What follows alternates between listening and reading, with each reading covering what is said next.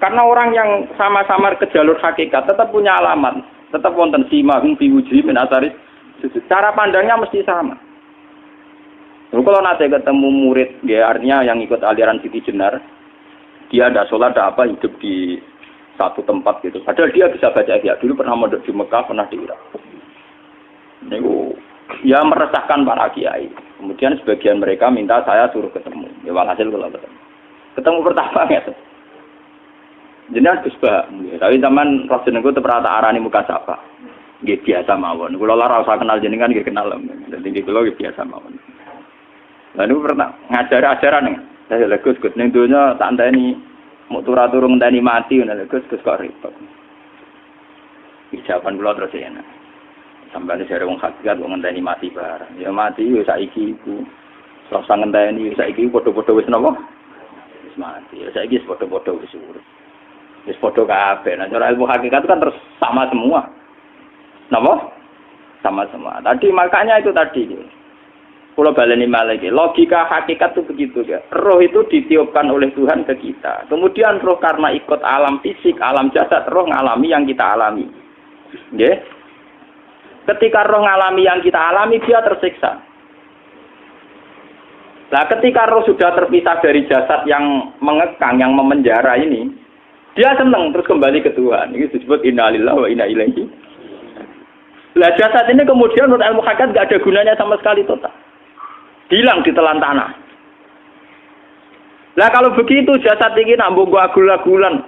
Gusti bathuk kula tak nggo sujud tangan kula ndi buktine tangan wis ra ono. Bathuk wis ora. Mulane dari Siti Jenar, hanya wali bodoh kayak kalian yang punya ajaran bodoh begitu. Malah rasupan terus. Mulane Sunan Kalijaga semangat kon mateni mergo tambah omongane glodro ndi. Tapi yang enggak disadari Siti Jenar yaitu tadi. Inti dari ilmu hakikat itu kan tunduk sama kersane Tuhan. Kalau sudah tunduk pada kersane Tuhan, kalau kersane Tuhan roh kita harus di jasad. Dan wujud jasad kita ini juga karena kehendak Tuhan. Kenapa yang wujudnya jasad yang karena kehendak Tuhan engkau ingkari? Sementara wujudnya roh tidak kamu ingkari. Toh wujudnya jasad ya bi iradatillah wa bi masyiatillah. Wujudnya roh ya bi wujudit bi masyiatillah wa ira. Harusnya fungsi jasad juga harus kamu akui toh Siti Jenar. Wong sekarang kita punya jasad ya bukan karena kita, karena kehendak Allah. Kenapa kamu ingkari? Berarti kamu ingkari kehendak meneng Siti Jenar.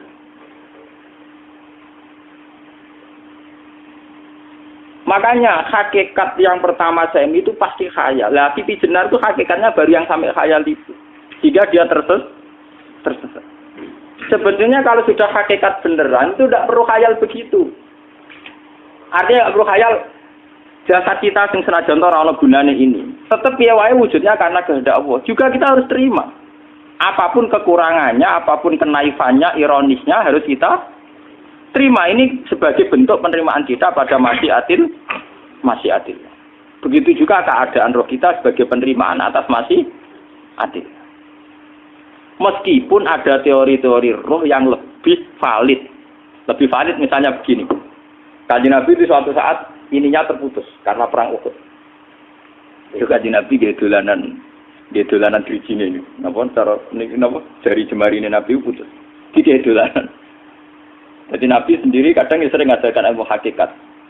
Hal lagi illa usbun udmiyat wa fi sabilillahi ma laqitu. Kowe ora trimo fisik, bentuk fisik jari jemari sing ditebir berdarah. Tapi nak kowe wis fi sabilillah ayo wis kowe balik ning habitatem. Sehingga kenapa para sahabat itu ketika dicincang, ketika putus tangannya, putus kakinya, sahabat yang usul ke ilmu hakikat itu malah senang. Karena jasad kita ini kan ila sabilillah menuju jalan Tuhan. Sekali dia sudah terluka fi sabilillah itu sudah menemukan formatnya. Cara teori Cina bisa menemukan formasinya. Paham gitu? Ora kok malah ngeluh itu berarti goblok nek ngeluh paham tak? Paham napa? Jadi, makanya Nabi ngendikan ya itu sudah ketemu formatnya. Ketika rohnya para syuhada nanti kembali ke Tuhan ya ketemu formatnya lagi. Itu disebut wala taqulu lima yuqtalu fi sabilillahi amma. Dia tidak mati sesuai formasi awal, yaitu roh kembali ke Tuhan dan jasad ikut mengawal. Lah itu Nabi kadang ya pakai ilmu hakikat-hakikat begitu. Mulane kula bolak-balik matur, kula niku nggih mulai umur 20 tahun napa pinten. Kula niku asline nggih gadah penyakit dan ekstrim penyakit saya. Sampai saat ini kula nak ngobatno ndak lebih 50% nggih karena saya tetap berpikir. Misalnya cara syariat kan berobat, tapi cara hakikat apa betul keberadaan saya di alam ini penting. Sehingga aku kepengen urip tak bela-belani ngantek atusan juta. Jangan-jangan penting mati ikuti bang uripku. Lah nak ngono lha apa tak bela-belani? Entek atusan juta. Jadi misalnya kita berobat ya mau ya cari nabi kan berobat ya berobat. Pokoknya kita Islam ngasih mau gerutu kadang orang paham. Sekali kamu mengamati dengan sisi hakikat. Lah coba sekarang sampean pikir, coba sekarang nggak pakai logika hakikat, pakai logika syariat saja. Saya ini misalnya asetnya 10 juta, misalnya, nggih, saya punya aset 10 juta. Tapi misalnya aku rugi nawar atau dipengaruhi di masa depan samane. Kayak kula kan sangane cara teori di masa misalnya kula rugi, artinya kere di duit 10 juta aset. Tujuan saya sembuh kan supaya aku iso sembuh sehat, engko iso kerja untuk anak.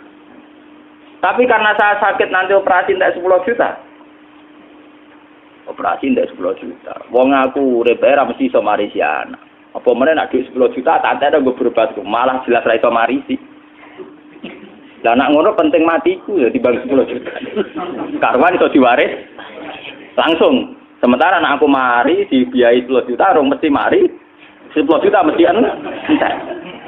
Artinya tidak ada jaminan kalau berobat itu secara visi ke depan lebih baik. Soalnya malah ngentekno donya enggak jelas akibat positifnya. Misalnya tetap lumpuh, duit teori loh, Bapak artinya apa? Teori hakikat tetap lebih benar bahwa hidup itu tidak ada artinya, semua itu tidak ada artinya. Berobat apa enggak berobat semuanya tidak ada arti. Teori loh gini. Sehingga kalau kita tengah-tengah aja tengah-tengah, kados kula misalnya lara nggih berobat. Gusti separuh kula nglakoni syariat, tapi sebagai kula ulama fikih separuh kula lakoni napa? Jadi kula tetap mboten ngarah obat 100%. Tapi orang Arab berobat wong kula tiyang napa? Syariat. Tapi memang faktanya itu begitu. Cara Kanjeng Nabi kadang Kanjeng Nabi berobat. Kadang Kanjeng Nabi wis nikine tercincang dige guyon. Wa laki illa usbuun utwiyat. Ora kok driji sing gak melok-melok. Nah, bukti bahwa jasadnya begitu tidak penting. Kayak Sayyid Hamzah. Menurut Sayyid Hamzah nganggep wahyu bentone ra karuan. Kalau teori Siti Jenar itu benar, teori Jalaluddin Rumi benar teorinya lho, ora kok ra salate lho nggih, maksud kok nang anut ra salate. Benar cara analisis roh. Ketika Sayyid Hamzah dinyatakan mati oleh manusia, oleh hukum manusia dinyatakan mati karena dia sudah tidak bergerak. Dalam teori hakikat kan rohnya Sayyid Hamzah sudah fi khawasili tuyurin khudrin. Rohnya sudah diambil Tuhan, tidak mati. Paham ya? Ketika rohnya Sayyid Hamzah sudah diambil, jasad ini sudah tidak punya rasa.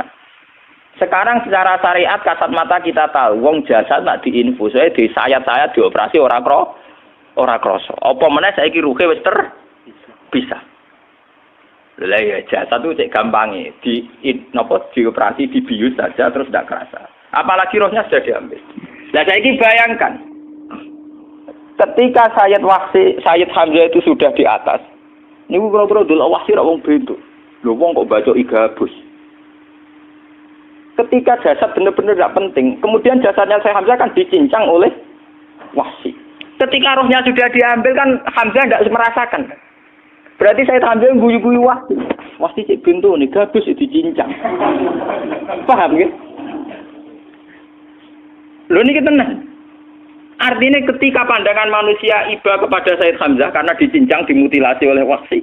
Wahsi tidak mengalami Pak Sinten, Sayyid Hamzah tidak mengalami apa-apa karena rohnya sudah bersama Tuhan. Dan iso wae Sayyid Hamzah malah guyu-guyu wahsi. Cek goblok gabus kok dicincang.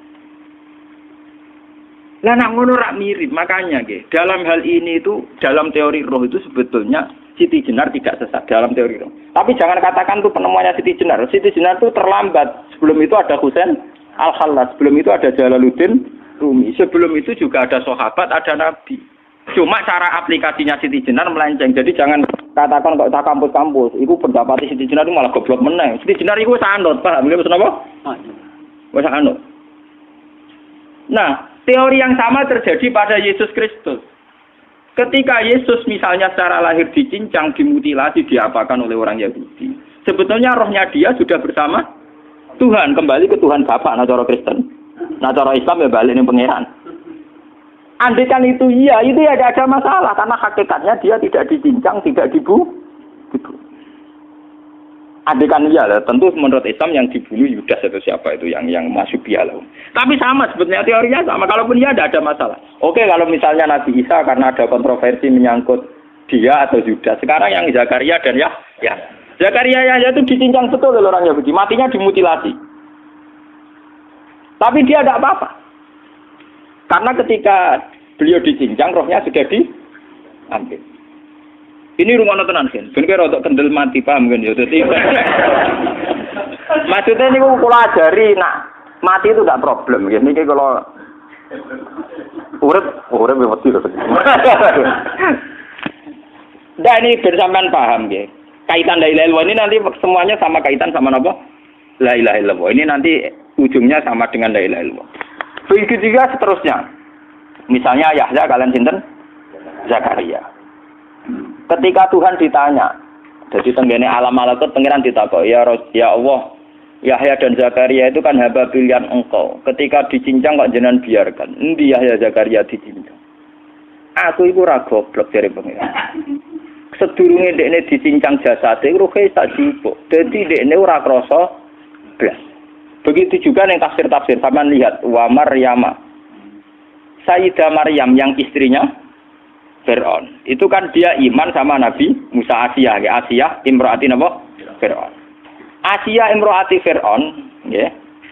Itu kan dihukum oleh Fir'aun. Ketika mau ditumpahi napa?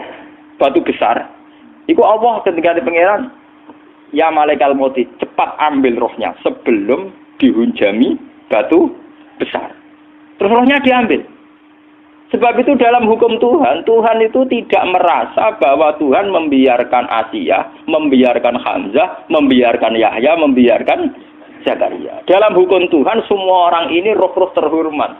Akhirnya nak anggo teori iki sing nyincang malah goblok, wong gabus goblok cincang ngono lho. Dadi nak anggo teori iki malah berbalik, sing goblok sing nyincang.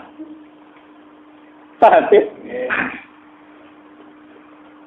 Yo ora kok sesuai sampean kiaskan saja. Wong dibius wae disayat-sayat gak krasa. Kaya apa nak ruhe bener-bener wis tercabut terpisah. Rasane nang ndi? Iku sing disebut wala taqulu limayuk talu fi sabilillah napa? Lah kemudian roh ini kemana? Nah, roh itu sudah menyatu dengan kalimat tauhid. Mesti roh itu bersaksi la ilaha illallah. Itu sing disebut ning alam roh ketika Allah tanya alastu bi rabbikum mesti qalu bala. Mesti mereka jawabnya apa? Bala. Karena alam roh tentu lebih mudah bersaksi akan keberhadiran dan keeksistensi Tuhan Allah Subhanahu wa taala. Paham ya niki sampean. Nah, ketika kalimat tauhid sudah menyatu kayak begini, itu mesti kalimat tauhid sing mesti langsung untuk swarga. Itu dimaksud Nabi mustaiqinan biha qalbu mukhlishon biha qalbu.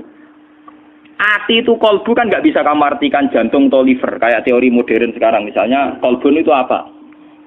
Jadi kiai qalbun itu jantung. Nah ngono beda mek liver. Lah nek liver apa kabidun niku akal-akalan aja padha ora paham. Bahasa kolbun, fikrun, aklun itu sesuatu yang misteri. Roh ini kemudian dengan kalimat tauhid sudah menyatu disebut mukhlishon biha qalbu. Ada tingkat kemurnian hubungan roh dengan kalimat tauhid. Lah kalau begitu pasti dakhalal jannah. Karena tidak mungkin kalimat tauhid kok di neraka.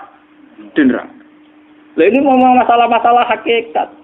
Wong sing gak tahu petualangan hakikat, momene sing sering bingung bakas duit, bayar kredit, utang jatuh tempo, ora usah melok mikir, utek wis entek go mikir duit.